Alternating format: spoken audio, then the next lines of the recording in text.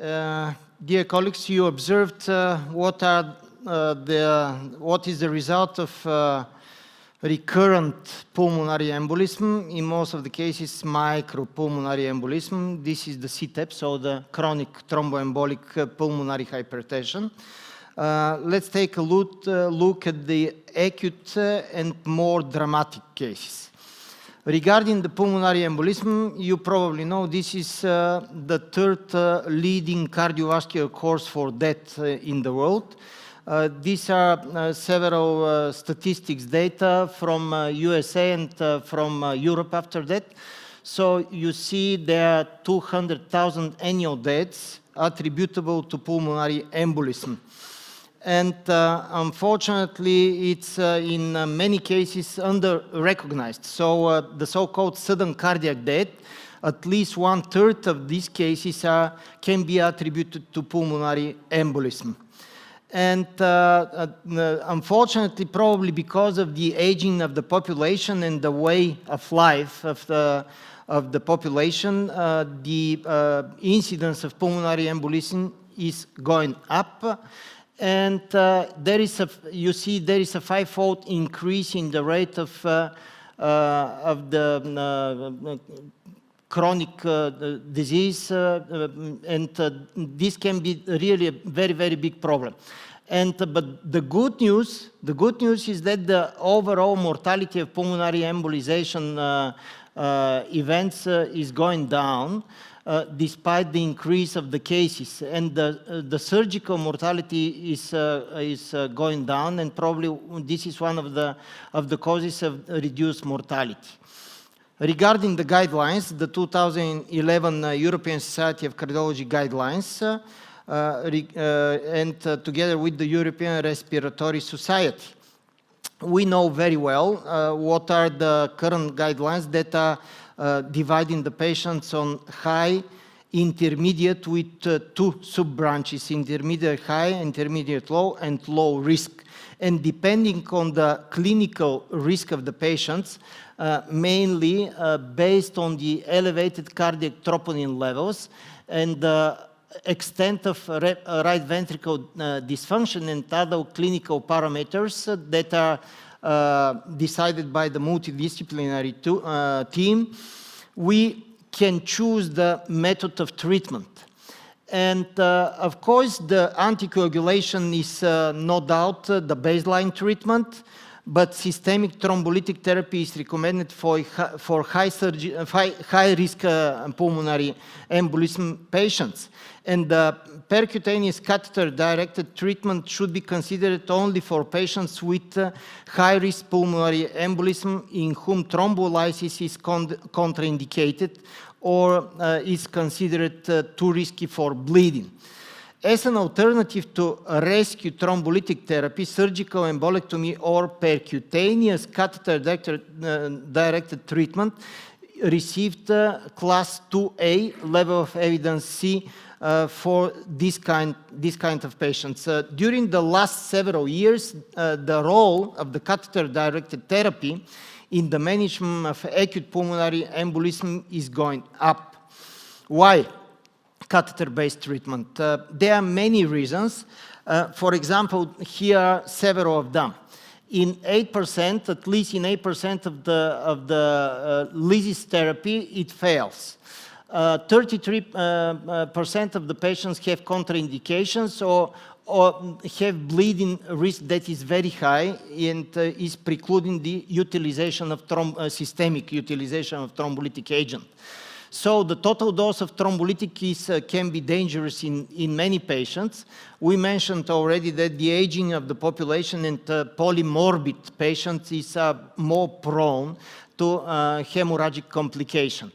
The catheter-direct therapy can reduce, with super-selective application of the thrombolytic, can reduce this risk definitely, and more rapidly restores the pressure, the normal pressure, and also is reducing the right ventricle dysfunction. There are several trials examining different kinds of technology. The Ultima trial is one of the first trials that showed that the ultrasound facilitated application of thrombolytic can be of a quite big role. And the primary outcome of the Ultima trial was the difference in the ratio right ventricle to left ventricle. And also, of course, safety outcomes compared to the classic approach with systemic fibrinolytic. So this is the catheter. In fact, this is emitting ultrasound catheter together with the application of low-dose fibrinolytic. So this ultrasound-based technology is producing microcavitation of the fibrin that is already into the thrombus on such a way allowing better penetration of the thrombolytic within the thrombus in order to degrade, in order to make lysis more efficient. It was very interesting to see early result, but not only, and also the result at 90 days. You see that the severe systolic right ventricle dysfunction was relatively reduced early, but on 90 days, the difference is huge. You see here is in fact, on 90 days, the severe right ventricle dysfunction into the ultrasound-based fibrinolytic group compared to baseline. You see what is the reduction of the most important feature of the acute pulmonary embolism. The Seattle-2 is a prospective single-arm but multi-center trial, again with ultrasound-facilitated catheter-directed low-dose fibrinolysis. And the primary safety outcome was measured bleeding. And one of the most important features was, again, the ratio of right ventricle to left ventricle, and also the modified Miller index score. There was a definite and very big difference in these parameters in favor of the ultrasound-guided fibrinolysis in case of pulmonary embolism. So these are the current concepts. We have spoken already about the pre-procedure anticoagulation, and it's very important to take a look at the patients that can really benefit from the intervention. These are the patients with massive and submassive pulmonary embolization. And this is definitely very important to keep in mind that, and to apply this method of treatment, and we can expect what is shown here. So we can expect to reduce the ratio right ventricle to left ventricle. You know that in case this ratio is more than 0.9, it means that there is a right ventricle dysfunction. And we can expect also reduction, significant reduction of the mean pulmonary artery systolic pressure, and also the modified Miller index. The modified Miller index is the index of evaluating the perfusion, the small vessel perfusion of the pulmonary artery. The most important, one of the most important results was that this achievement was done with practically no signal regarding the safety. So there was 0% of intracranial hemorrhage, 0.7 of gust to severe, but not fatal, not one fatal hemorrhage.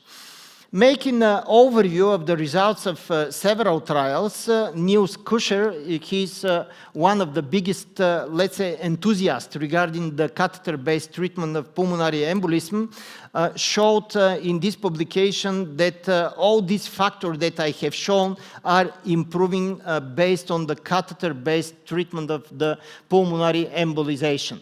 And this is another trial, prospective multi-center registry, the perfect registry, showing that low dose of thrombolytic in most of the trials, the level of thrombolytic that is utilized is less than 30% of the systemic.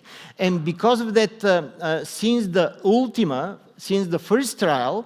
In fact, this was the biggest advantage of the catheter-based intervention was the safety. So the reduction of the dose of the thrombolytic and also definitely the efficacy. You see that the clinical success was achieved in 24 of 28 patients with massive pulmonary embolism, and in 71 of 73 patients with submassive pulmonary embolism. That is a huge result. In fact, with with systemic thrombolysis, this result is achieved in less than 50% of the cases. So, summarizing the result of the perfect Seattle 2 and Ultima, showing the good result with catheter-based, and this is the current concept. So step by step, the current concept are moving from the conservative, totally conservative treatment, heparin, through systemic thrombolytic for the high-risk patients, toward the more safe and very efficient catheter-based intervention, exactly because of that, because of the bleeding risk, it definitely go down and go down. What about the classical catheter-based intervention? The classical catheter-based intervention, like applied in Bulgaria, for example, as a routine approach, is the simple fragmentation with the pigtail, with the application through the pigtail, the low dose of fibrinolytic super selectively. So let's say it's something like ultrasound-based, but the difference that in the classical standard catheter-based treatment, we are trying to improve the penetration of the fibrinolytic within the fibrin net, not by ultrasound, but by the mechanical fragmentation with the pigtail catheter. And in fact, there are several small comparative trials trying to answer the question which one is better, the classical pigtail fragmentation with 30% of the fibrinolytic within the thrombus, or the ultrasound-based. And in fact, contrary to the expected, it resulted into the trial that the results are quite similar. And in case there is a difference in favor of the ultrasound-based, the difference is not statistically significant. Let's speak about more specific devices. There are produced more and more specific devices like the Bashir. It's like a basket that is involving the thrombus, like in stroke.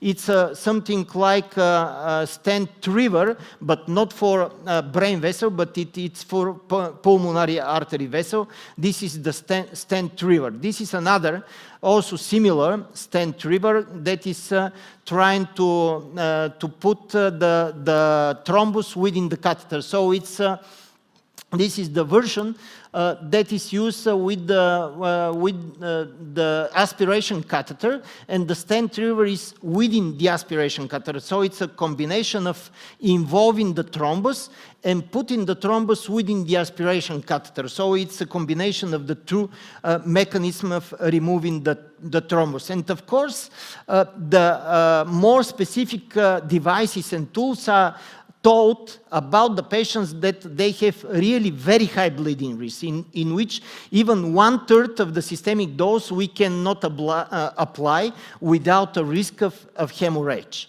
And going up to the system, this is the penumbra system. This is the aspiration catheter with the olive that is put into the thrombus in order to put the thrombus into the aspiration catheter. And there are different small trials showing definitely very, very good result with the utilization of this catheter, reducing again this very important sign, the right ventricle to left ventricle ratio, and of course to reduce the systolic pressure into the pulmonary artery.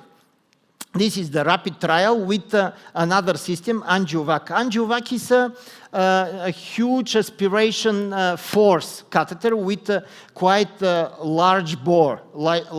It's intended to remove very large thrombi, not only from the pulmonary artery branches, but also from the sites like the inferior vena cava and also the right heart. Unfortunately, the complication rate was almost 4%. That I would say in this situation, compared to our result with the standard catheter-based treatment, is not acceptable, and probably this is the reason the angiovac is not very often utilized. Also, echosonic catheter, Boston Scientific, is one of these devices. I will show you our experience between December 2013 and 2021. Several days ago, we did these statistics.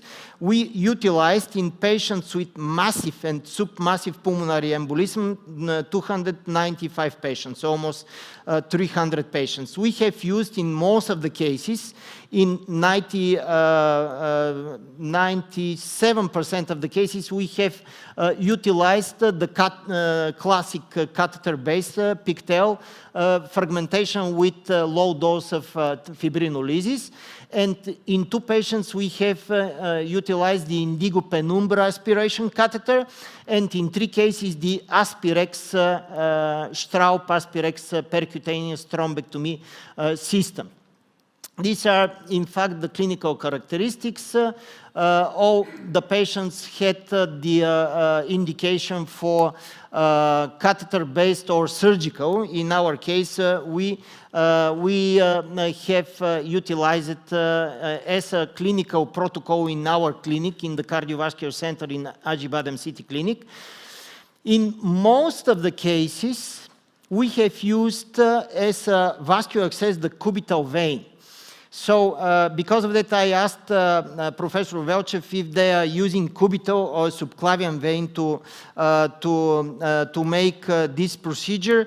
In our experience, we are using cubital or subclavian vein because it's a very natural curve to go from the upper arm in order to go from the arm into the right ventricle and to go into the pulmonary circulation. It's much, much easier compared to the femoral approach.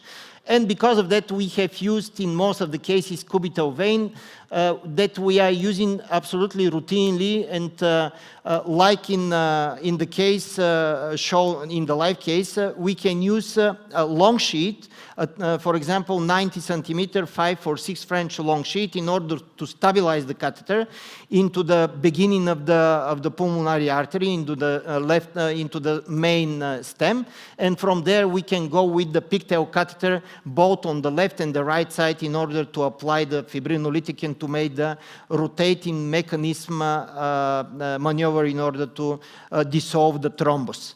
So this is our results. In most of the cases, we succeeded to immediately improve the circulation, to reduce the arterial pressure, and you saw probably that in fact the survival rate is quite good compared to the natural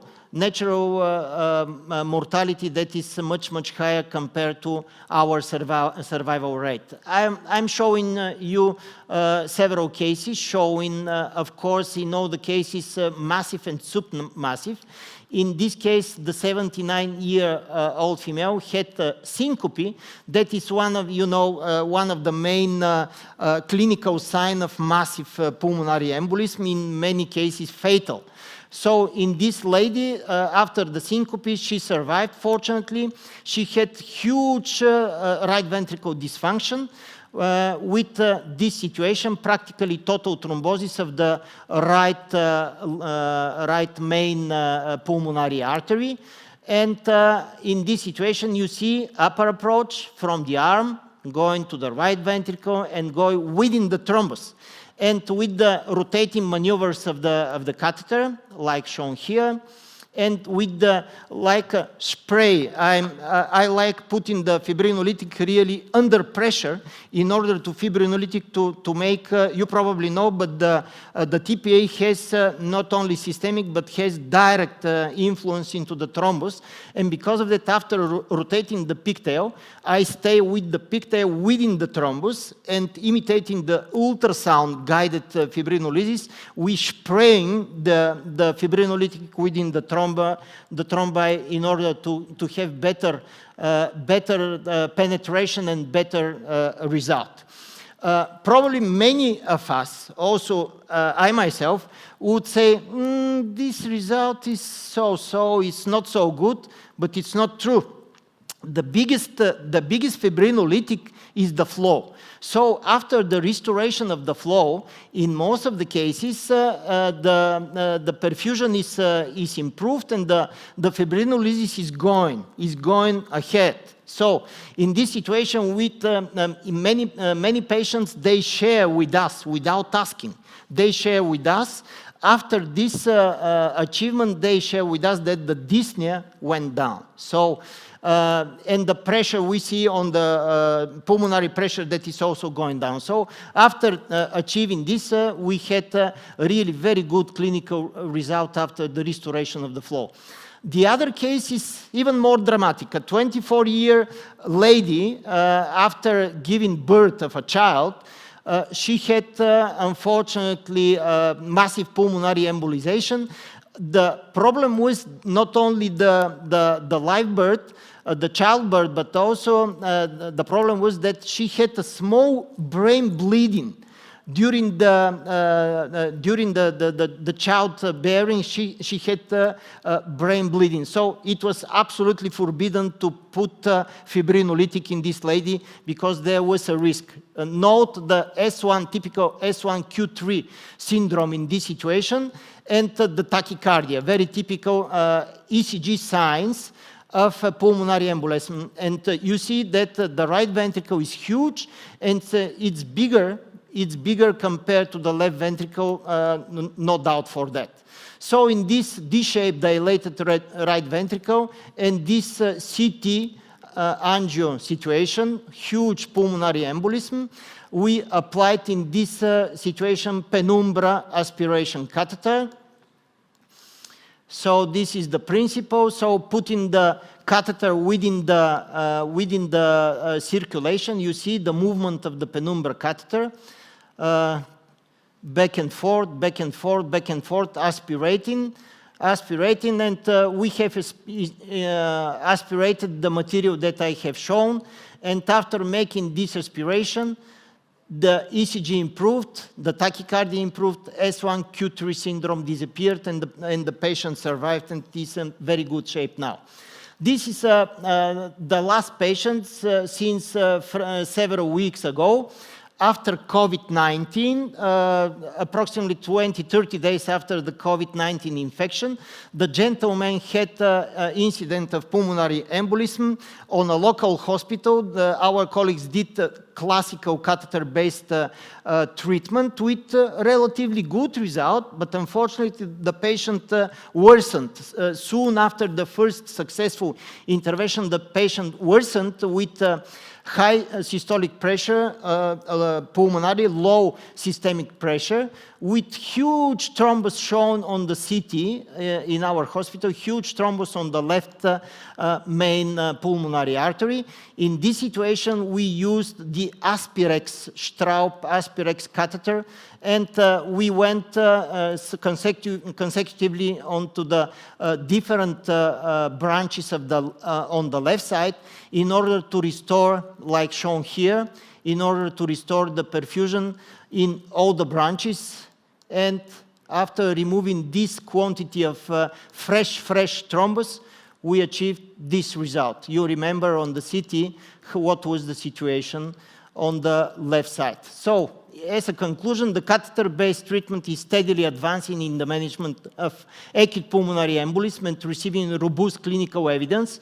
In our center, we used this treatment with thrombus defragmentation and local thrombolysis in almost 300 patients with good clinical outcomes and very good safety profile. 2 cases of non-fatal intracranial bleeding, and several cases of dedicated percutaneous thrombectomy devices utilization with a good result. And thank you very much for your kind attention. So, thank you so much, Professor Petrov. Thank you. Now the discussion is open for comments or questions. Do you use thrombus aspiration, manual thrombus aspiration? Great question. It's, let's say, the poor guy's version of the mechanical aspiration.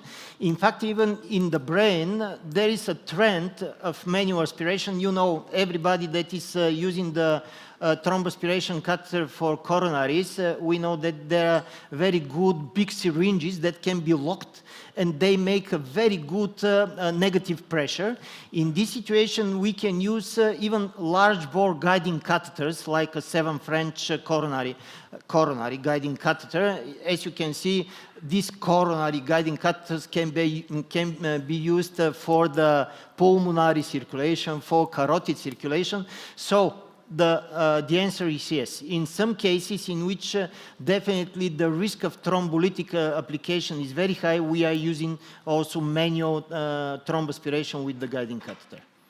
Do you have some criteria for thrombus aspiration, or how you select the patients for this? The main, you mean clinical criteria? No, just an angio or in general, I mean. Absolutely. I will answer both questions. Our clinical criteria, in fact, we are in our hospital protocol that is ethics committee approved. We are using in all massive and submassive cases, we are using catheter-based treatment. So because for me, having these results, it's not ethical to do catheter-based treatment in this situation. This is regarding the clinical indication. And regarding the when to stop, this is very important. I showed on the first case, in case we have at least some improvement into the flow in the bigger part of the circulation, and the systolic pulmonary pressure is going down at least 15%. In most of these cases, we are stopping. In some cases, very effective. In case we are not totally satisfied, we leave the pigtail catheter there into the main vessel, and we continue with 10 to 15 milligrams more of TPA for 1 to 2 hours. Yes, that was the second question. Exactly. Actually, that's about the dosage and the regime. Great because this is very important, how much to apply. Absolutely, and we are trying always to stay below 50% of the systemic. Always. That means less than 50 milligrams. Yeah, exactly. It means less than 50 milligrams. And I didn't mention because it's too practical, but in fact the ultrasound-based catheter has to be left there in order to put the low dose of fibrinolytic. In most of the cases with ultrasound-based fibrinolysis, the utilized dose is 30%, less than 30%. And because of that, in order to be on the safe side, we are trying to use very low dose, but never above 50% in order to be safe. What is very low? 30 milligrams, 25 to 30. You know, the systemic dose is 1 milligram per kilo. This is the systemic, so we are trying to use 0.3 to 0.5 per kilo in order to be on the safe side. Okay.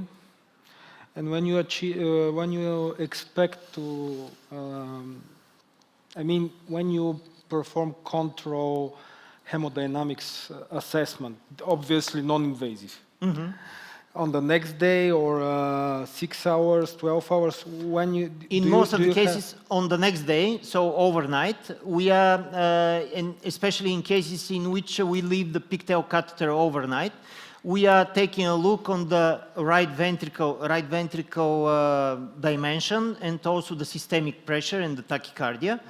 And also we are following the patients for clinical signs like dyspnea, like systemic arterial pressure, more than obvious, this is important. But in most of the cases, we see, like Professor Velchev mentioned, we see sometimes early and later improvements. So this is definitely related to what I mentioned already, that the restoration of the flow already is a fibrinolytic. So there is a fibrinolytic mechanism of the restored flow. Yes. And because of that, we can expect even further improvement after that. You see.